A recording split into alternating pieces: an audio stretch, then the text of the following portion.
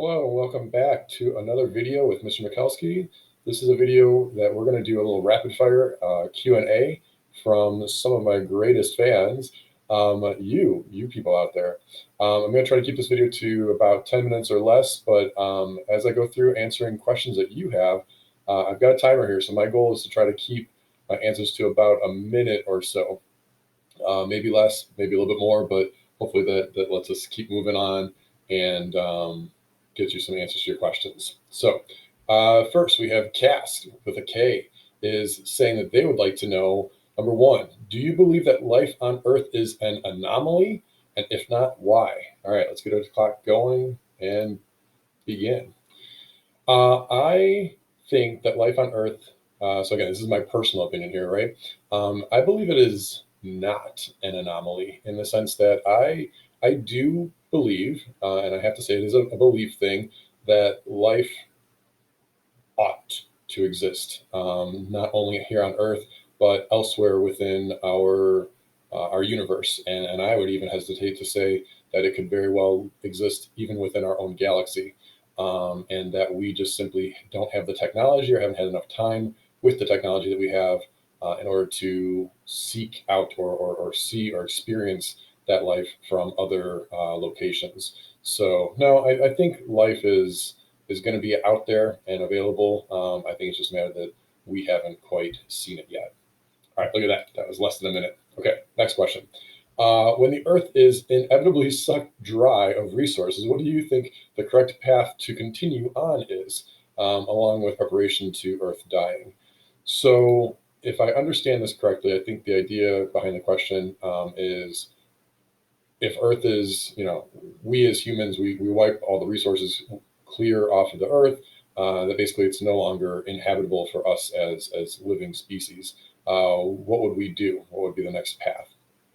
So I think realistically, our biggest option there is to figure out some way to have, I would say, interstellar travel, and maybe not interstellar because maybe we're not going to go jump to some other star or star system, but definitely to find another way to survive on another planet. Unfortunately, if we as a species are just that type of virus that we're going to come and wipe out all the resources on any location we go to, that would probably be true of some other location, and probably even faster than a couple of hundreds of thousands of years that humans have existed here on Earth. But aside from that, I would hope that we become advanced enough that we figure out how to solve our problems and how to be less um, consumer heavy. In other words, we consume less because either we're more efficient at what we consume, or we can figure out more like the clean energy kind of side of things. All right, went a little over on that one, but that's okay. Next, same from the same user here. If we were to discover another planet with intelligent life, but we were more sophisticated and advanced in technology, what do you think we should and would do? Okay, this is a loaded question, but I think I'm going to start with what we would do. That's what I think. And again, totally my opinion here, but I think given all of human history, anytime one civilization, if you will, finds or discovers another that is considered to be inferior. Now, again, this is all a internal perspective from that civilization or the conquering people's view, but that I think we would end up enslaving. We would take over. We would enforce our rules, our laws, our religions, our whatever it is that we have to bring with us. And I think we would do that. Now, what we should do, I think, is now that we see kind of the follies of human and our the way we do tend to conquer and try to take over other things, I think that we should kind of be open to allowing that civilization to exist as is, and maybe try to learn and understand their. A minute's not very long. Understand their perspectives or their way of life, and that maybe while we might consider it to be simple or even archaic or what's the word um, primitive compared to our own, that maybe there are some other benefits to it, as we've seen even here on our own planet of some tribes and things like that that are actually better, I think, people in a way, even without the advances in technology, science, and other understandings. All right. Thank you, Cass. I'm going to move on to my next user and see what the next other questions are. So from codename, I'm not sure if I'm going to say this right, Keynn, Keynn. All right, here's our questions. Question number one, scientists said the Big Bang was the beginning of everything. Oh, and by the way, I'm totally doing this unscripted, so these are the first times I'm seeing these questions, so hopefully they're going to come out good. Others said God created everything. Which one is the truth? Which one do you believe? All right, here's a good question. So truth is a hard matter to speak on for this type of topic. Again, talking about the beginning of the universe, and when you start getting into any kind of a theological evaluation. Um, so my personal background, I was raised Catholic, and so that was my understanding of religion and things like that. However, since I have become an adult, and I think it was actually after I was an adult, somewhere in my mid to late 20s, that I feel like I'm more either agnostic or possibly even atheist, in a sense that I don't believe necessarily that there is a God or a deity of some sort to either create nor control at any and to any level the universe and the way things go on within that. That being said, from my perspective, then the truth, if you will, and truth is again it's a loaded term here, is that our all evidence, scientific evidence, suggests that something happened right way back when, about 13.8 billion years ago, and we refer to that moment, that time frame, as being the Big Bang. Um, that to me is truth. It's truth because it is something that is objective. It is something that we have measurements to support this. We have data to show and to share about that. However, when the question comes up as to, well, what caused that or what happened before that, then even in science you get into more philosophical conversations. Even if you whether if you decide to go into a theological, more religious based, or a more philosophical, it's like, well, how or why or whatever. And unfortunately, I don't think there are any answers to that, and perhaps there will never be an answer to that, because it's kind of like asking the question like, what's north of the North Pole? Like, well, nothing, because you're no longer on Earth, right? It's beyond that realm of understanding, and truly to figure out what is beyond the Big Bang, right? Before that is beyond our current understanding. Now, maybe a human or an ancestor of a human will long from now figure that out and be able to understand it. But my personal feeling is that it's going to be just beyond our grasp as a human species with a brain, things like that we have. I don't think that we can know an absolute truth.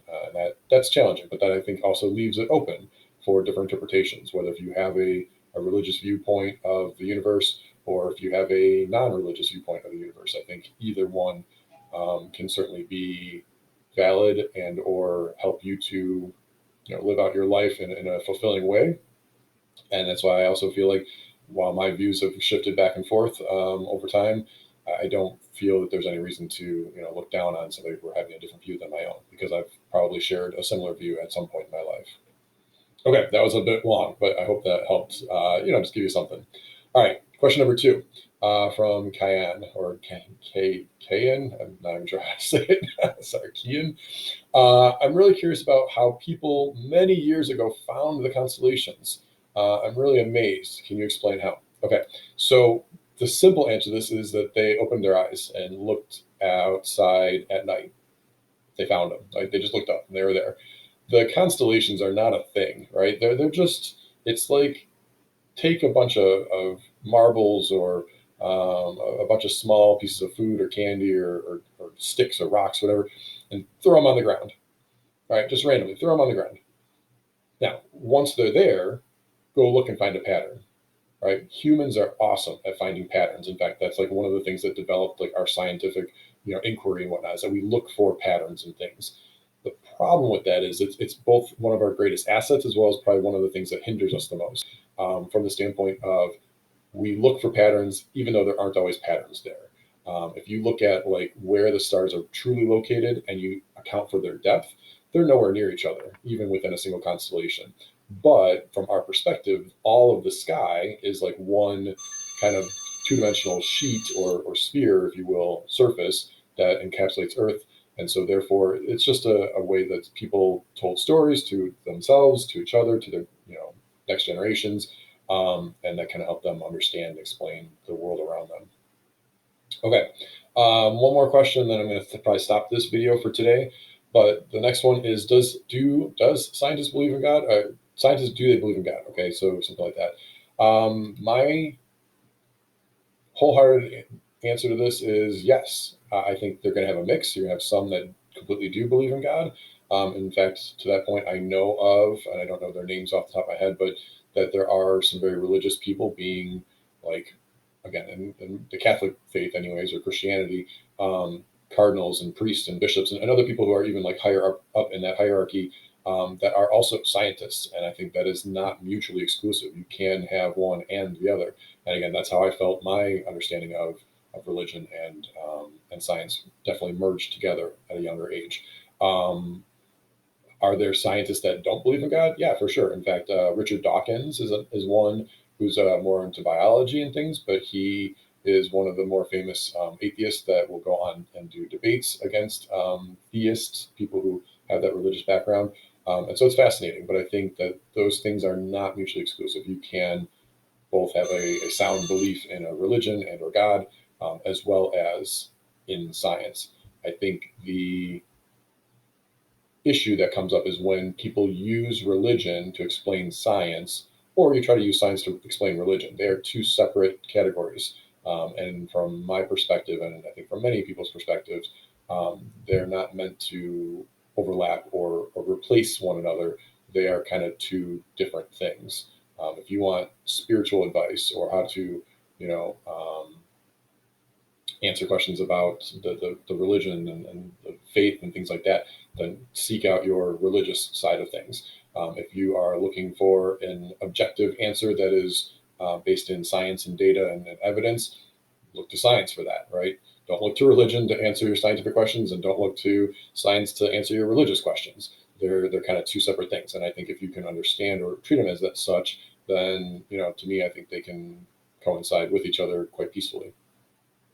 All right, I'm going to stop with that for this video. Hopefully you enjoyed that. Come take a look at, keep an eye out for video number 2, and I'll see you in the next one.